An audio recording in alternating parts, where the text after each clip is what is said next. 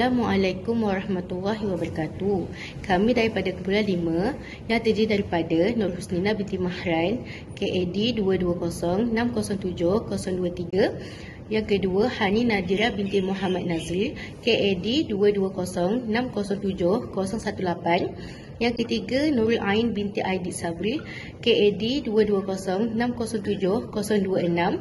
Yang terakhir, Nur Syakinah binti Suramin, KAD 220607025. Kami akan membentangkan tajuk tentang tanggungjawab ibu bapa dalam melindungi anak-anak menurut undang-undang. Bismillahirrahmanirrahim. Assalamualaikum warahmatullahi wabarakatuh. Bersyukur ke atas hadrat ilahi dengan limpahan kurnianya yang dianugerahkan kepada kami untuk menyiapkan tugasan kerja khusus ini dengan penuh jayanya. Pertama sekali, kami ingin mendedikasikan ucapan penghargaan kepada pensyarah kami yang dihormati Puan Hayatul Akmal binti Yusof Akmal kerana dengan tunjuk ajar serta bimbingan daripadanya itu, kami juga mahu mengucapkan penghargaan terima kasih yang tidak terhingga kepada rakan-rakan saya yang menjayakan tugasan ini, iaitu Hani Nadirah binti Muhammad Nazril, Nur Husnina binti Mahran, Nurul Ain binti Aidit Sabri, Nur Syakinah binti Suramin. Mereka sememangnya telah memberikan kami petunjuk dalam menjayakan kerja khusus ini dengan jayanya. Segala kemudahan dan sokongan moral yang tidak terhingga kepada mereka kerana dengan kerjasama berkumpulan mendapatkan kami menghabiskan tugasan ini.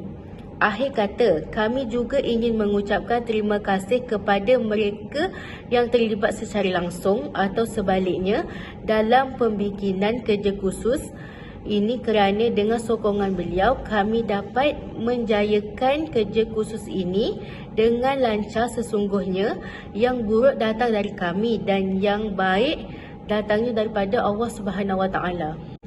Saya akan mulakan dengan pengenalan, iaitu tanggungjawab ibu bapa dalam melindungi kanak-kanak menurut undang-undang perlu diambil berat.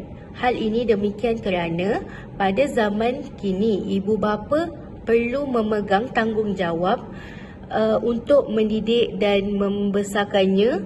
Oleh itu, undang-undang ini merupakan satu konsep baru untuk mendapatkan tempat dalam polisi dan pengubat dasar berkaitan pentadbiran keluarga dan masa kini. Perkara ini boleh diringkaskan dengan merujuk kepada falsafah dan ideologi di sebalik wujudnya undang-undang secara spesifikasinya berkenaan tanggungjawab ibu bapa di bawah undang-undang Inggeris. Dari segi dua aspek ini, termasuk dengan undang-undang tanggungjawab ibu bapa secara umum, juga terhadap pendidikan dan disiplin anak-anak di sekolah. Di samping itu, ibu bapa yang menjalankan tanggungjawab mereka sehingga mengabaikannya akan dikenakan undang-undang yang telah ditetapkan terhadapnya. Seterusnya ialah latar belakang pembangunan undang-undang. Yang pertama sekali dapat dilihat dalam undang-undang Inggeris. Contohnya, perkembangan sejarah perundangan dapat dilihat dalam undang-undang Inggeris pada Akta 1961. Yang kedua, Akta Perlindungan Kanak-kanak Malaysia 1961. Contohnya, pada Akta 1961 diperkenalkan ibu bapa hanya dikaitkan penjagaan hak dan tugas ibu bapa sahaja. Yang ketiga, Undang-Undang Keluarga Akta 468. Contohnya, terdapat pergerakan untuk memperjuangkan hak kanak-kanak terutamanya dalam kes penderaan dalam Akta Perlindungan Malaysia 1961, Akta 468. Akhir sekali, ibu bapa memperkenalkan Akta Kanak-kanak Undang Inggeris 1989. Contohnya, ibu bapa memperkenalkan syarat-syarat untuk menjalankan tanggungjawab ibu bapa sahaja. Kepentingan tanggungjawab ibu bapa dalam undang-undang. Terdapat dua aspek yang dibincangkan. Yang pertama berkaitan dengan undang-undang berkenaan tanggungjawab ibu bapa terhadap kanak-kanak secara umum, dan yang kedua ialah tanggungjawab ibu bapa terhadap pendidikan dan disiplin anak-anak di sekolah.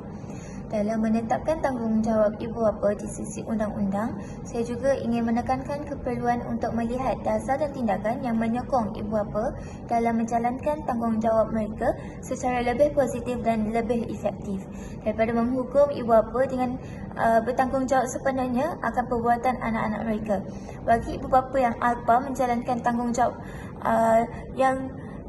tanggungjawab mereka sehingga mengabaikan anak-anak mereka, pelbagai pendekatan perlu disuarakan dan diperbuat oleh penggubal polisi dalam menangani isu ini. Isu ini yang berkaitan pengabaian tanggungjawab ibu bapa terhadap anak-anak mereka. Tanggungjawab ibu bapa dalam melindungi kanak-kanak menurut undang-undang di Malaysia. Terdapat 3 tanggungjawab ibu bapa dalam melindungi kanak-kanak menurut undang-undang di Malaysia. Yang pertama ialah meningkatkan komitmen dan penglibatan semua pihak, mengutamakan perspektif keluarga dalam usaha pembangunan sosio-ekonomi. Contohnya, memperbanyakkan lagi program dan aktiviti yang melibatkan ibu bapa dan anak-anak. Seterusnya, mengkaji semula dasar, undang-undang, prosedur dan peraturan sedia ada yang tidak mesra keluarga dan memberi penekanan kepada menjamin perlindungan keselamatan dan kesaksamaan jantina dalam institusi keluarga. Seterusnya dan yang terakhir sekali ialah usaha yang telah dilakukan oleh kerajaan Malaysia untuk mencapai dasar keluarga sejahtera yang diimpikan di bawah dasar ini berlandaskan kedua-dua teras strategi di atas, iaitu penubuhan polis berkaitan pendidikan dan ibu bapa dapat dilihat di dalam Pelan Pembangunan Pendidikan Malaysia PPPM 2013 hingga 2015. Kesimpulannya, kanak-kanak ibarat kain putih dan ibu bapa lah yang mencorakkan kehidupan mereka. Seterusnya, ibu bapa memainkan peranan yang penting dalam membentuk sasiah anak-anak.